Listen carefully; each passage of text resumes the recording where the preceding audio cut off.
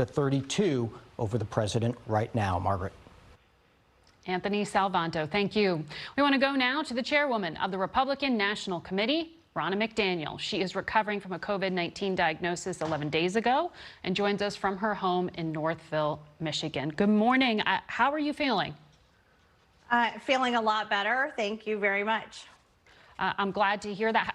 Do you know if you can still transmit the virus? Are you going to be out there soon on the campaign trail? Yeah, I'm being told, and I'm working with my doctor, so I'm going to follow the science that 10 days after diagnosis, you're not shedding the virus any longer, but I'm just going to make extra sure before I get out there. But I'm feeling very well, and I've been fever-free for over 10 days, so that's a good sign. Good luck to you with that. On the president's front, as we know, he is recovering. You just heard our latest read from CBS's Anthony Salvanto. Do you think these days off the campaign trail and now a canceled debate for this week have put the president behind? You know, we've been looking at our numbers internally as well. We are not seeing that. We've seen the president actually increase in his numbers. I think voters are very frustrated by the corrupt debate commission that they would cancel a second debate. I think it feeds into the belief that this 47 years that Joe Biden has had in D.C. is again protecting him from facing the voters. And Americans are frustrated that this election commission interfered with our ability to see these two candidates debate. There are Republicans on that commission, and that decision was made in part due to health concerns because of lack of disclosure. Well, they're not nonpartisan Republicans. Those Republicans have been very critical of this president. They did not follow the science. It was done unilaterally without talking to the candidates, and they interfered in the election. It is corrupt. It is what D.C. is. They are in the pocket of Joe Biden, and they prevented the American public from seeing these candidates debate, and it's wrong for the country. So it sounds like you do think that could be a negative for the president. When you heard those stats on the economy in particular, that stood out to me because you always say this is the most resonant message for the president. But in Michigan, the state you know well, he's even with Biden on perception of who'd be better on the economy. Why isn't that working?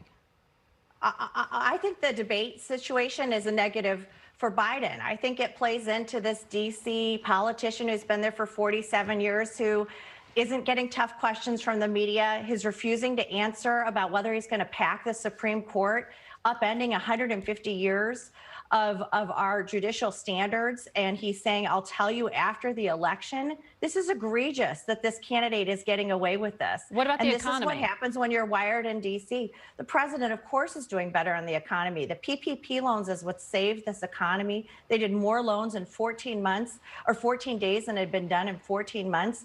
He saved businesses. This president had our economy in the best shape before this pandemic. He's already leading us out of it. Well, it sounds like Republicans aren't going to pass the bill that the president now says he wants to No, Nancy Pelosi wants to do a power grab and fund cities that were already in financial distress in the name of the pandemic. And I think the American people don't want to see that done. Republicans are objecting to the size of it, too. But I want to ask you about, are you going to start resuming in-person fundraisers? And when you do that, are you going to have masks be worn? Are you going to mandate social distancing?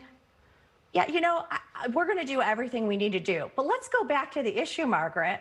You have a candidate for president right now. Well, I want to ask if the president is going to be doing those in-person fundraisers. Power grab. No, Joe Biden is running on the biggest power grab in history, and you guys want to talk about fundraising protocols? I want to ask what the president's doing in the next few days, because you are 23 days from an election. He's going to stack the Supreme Court, get rid of the filibuster, and he's being given a free pass. This should be all the media is focused on. I understand you don't like Donald Trump.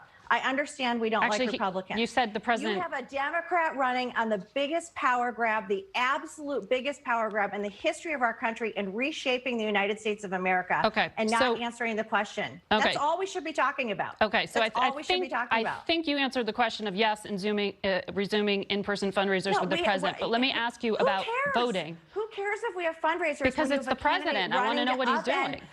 But he's going to upend checks and balances in the third branch of government. Well, he's going to hold rallies in the about next few days. Nonstop. No, this is Joe Biden, who's going to upend checks and balances, get rid of the checks and balances that are fundamental to our Constitution, and won't answer if he's going to stack the Supreme Court. Well, This is all let's talk the about media courts. should be focusing on. Let's talk about courts. The RNC right now is involved in about 40 different pieces of Correct. litigation regarding voting integrity. In federal court, Republicans are suing to outlaw things like drop boxes or alternative voting locations for ballots. Is the party strategy here to, as Democrats allege, basically try to limit the number of voters in order for Republicans to win? Well, let's go back to the courts. The Democrats Well, this is are a federal suing case. The Democrats are suing in every state to get rid of signature verification, to extend the length of the election, to get rid of all the witness requirements to ensure election integrity. We are saying you can't just change laws before the election. You need to have those safeguards in place. But you're trying to outlaw drop boxes in Pennsylvania. No, we are not. We are saying you should know where the drop boxes are. There should be monitoring. We should have a standard. You shouldn't just be able to put them anywhere without notification. Those are the types of reasonable things that we are asking for. Also, we have won on Democrats trying to expand ballot harvesting, getting rid of signature verification. Everything they are doing, every single lawsuit yesterday we are in, is Democrats trying to upend election integrity. It was a Trump-appointed judge in Pennsylvania who just yesterday rejected the RNC's effort to limit drop boxes because they said you didn't even make a case. They said you lost this one yesterday. They said you didn't even make a speculative case on fraud. So what are you suggesting happened to all of those ballots that have already been cast? What we're saying, you should know where the drop boxes are, Margaret. That's pretty reasonable. There should be some notification. We also won in Pennsylvania as Democrats tried to expand ballot harvesting. We just won in Wisconsin. We just won in South Carolina. We just won in Iowa. The question is about cases drop across boxes. the country. Yeah, and we should be able to know where those drop boxes are, and they should be monitored. And I think that's a very reasonable expectation that states shouldn't be able to just put drop boxes in without any notification. But again, let's go back to the crux of the issue.